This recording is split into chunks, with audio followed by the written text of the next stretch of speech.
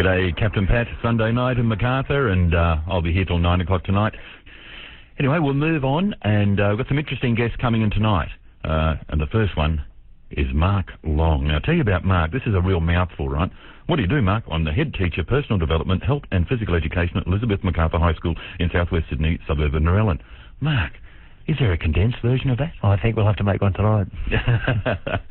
Now, Mark, I was reading about you in the local rag, and then I talked to a few people. You're responsible for this amazing program called, was it Use It or Lose It? We probably think of it along the lines of Eat It, Work It, Move It. Eat It, Work It, Move It. Yeah, that's right. What's it about, mate? So it's a program it's been in Macarthur now, across Macarthur schools, across the public high schools in Macarthur for the last 2.5 years, and looking at getting kids more active and making better choices about the food that they eat and increasing the amount of physical activity. Aren't we eating the right foods? Well, possibly not. I think lots of times there's so many choices these days, and throughout Macarthur it's difficult at times with the amount of time and the travel that people have to make good choices, and of course we can always do better. I'm trying to think what's in my fridge at the moment as you're talking there.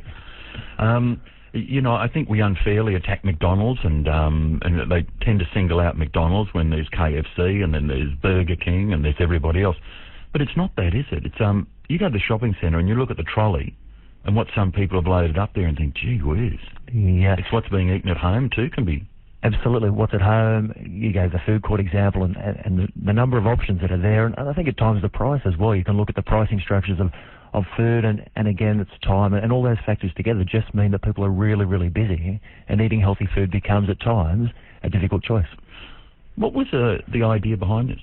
Look, I think in my role at Elizabeth Macarthur High School, we start to notice that over the years that you teach, you see that kids have less skills when it comes to physical activity, and they say to you that they play less sport, and the body shapes start to change. So you think along with the people that you work with, how can we make a change in this? And the Macarthur Division of General Practice is the leading body of the organisation that looks after the delivery of services with GPs, and obviously GPs have a real interest in what we would call metabolic management and the management of obesity. And so we had a discussion because they were running a very successful program in Macarthur to deal with this issue outside of schools. So you think, well, if you can take what they're doing and what happens in schools and put them together, what could we possibly do? And the results from Elizabeth Macarthur at that stage were they went through the roof. Within 12 or 18 months, we saw some really interesting results, and from there it snowballed to where it is now. Give me an example of a change. Yeah, look, one of the things that we put into place straight away at Elizabeth Macarthur was looking at the issue around soft drinks. And at that stage, we were selling in the canteen full-strength soft drinks. So how do you make changes around that? How do you encourage kids to drink more water? Move away from the full-strength soft drink, because the amount of energy in a can of Coke, for example, takes a really, really long time to burn off. So if you can make a small change like that, if you can move and try and get kids to do a little bit more exercise and balance those out, all of a sudden you've got some healthier outcomes. It's interesting you say that. A friend of mine, I better not say a school, right? And she's a principal of a school, and she was telling me when they cut out soft drink, there was a dramatic change in the way the school was in the afternoons. She said it happened, you couldn't believe it happened straight away. And the kids were a pleasure in the afternoon. She said normally it was just, they were mad, they were crazy, it was just a nightmare. And it just changed it. From soft drink. Well, I think sugar has that ability, and we know that. I think we get tired, and probably in your role in radio and the media over time as well, but coffee and sugar, the role that they play in... Do I look that bad, do I? No. Coffee. I didn't notice anyone notice that wrinkle on my eye. Can you notice it? Yeah, not from here. I'll put the light back on. But it's such a powerful sort of additive into food. So, and it's amazing. I think you'll find lots of the principals and lots of teachers will observe and sort of think, you know what, there is a difference to be had. What about colouring? Colouring is a really interesting one, and it's interesting you say that, because part of Eat It, Work It, Move It is the clinical expertise that the allied health professionals bring in. So as part of Eat It, Work It, Move It, there's dietitians, there's exercise physiologists.